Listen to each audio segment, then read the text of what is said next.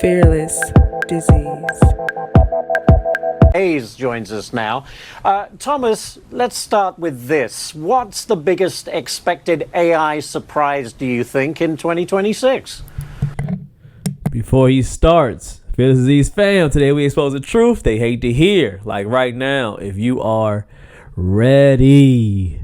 Low volume, but optimistic highs. America's first paying off. So what I'm thinking so far, of course, the low volume, but the optimistic high, because this is crazy how we're having these higher highs during the end of the year. It's amazing. We got Dow up, we got S&P, we got NASDAQ. Everything is looking very good. Now, the variant code, we're going to talk about that today. Just a little inserts, but we're going to hear what the marketers have to say about it, and then we'll jump in and give our thoughts on it. Well, Ash, good to be with you. I think even bigger surprise was what happened in 2025 with Intel being the #1 performing AI stock. It outperformed. I know Intel is a wonderful stock, but it's AI. We got Macron, of course, that's in there as well. But this stock is actually looking very, very well. Please get your money in that if you haven't already. But talk to your financial advisor. We don't do that here at FearlessDisease. We just give some tips and we give you information. It's on you to be able to make your own decisions. Formed NVIDIA. Twice the returns. NVIDIA up 36% as of yesterday. Intel up 81%. Now, moving into 2026, I think the biggest surprise is the AI beneficiaries are going to outperform the AI cost centers. What does that mean? The beneficiaries are regular businesses, Main Street businesses, the unmagnificent 493 components of the S&P 500 that will be implementing AI to lower costs, increase productivity. The underperformers are going to be the AI cost centers, which are the hyperscalers that are doing all the CapEx. Wow. Right now, CapEx as a percentage of operating cash flow for the hyperscalers, Mag 7, et cetera, is over 60%. There's only one other industry that has CapEx that high.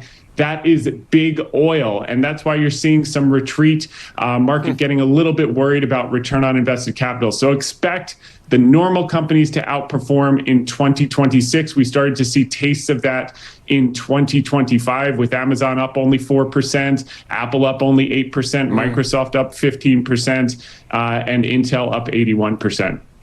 Wow. You even got big tech AI competing with the oil companies. Man, that's how serious AI is becoming, man. People, the heavy hitters are looking at AI because it's going to take over a lot. We're going to need oil, and of course, oil's never going to go. We always need that.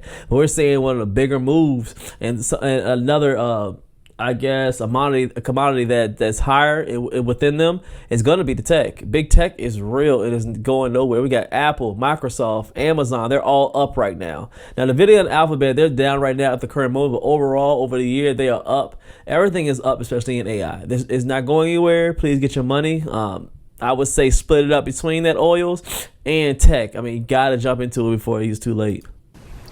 I got about 30 seconds, but there are a lot of analysts who say, look, that's all great, but we must have a broader market advance, that it can't be this narrow, sector of stocks leading the way. Do you agree with that? I agree, and I think that's going to be surprising for people that that's exactly what takes place in 2026. As I said, the regular everyday businesses implementing that. And one of the biggest beneficiaries, Ash, is going to be healthcare, that it uses it to increase margins, lower costs, but specifically for AI drug development. Healthcare tends to outperform in midterm election years when there's volatility.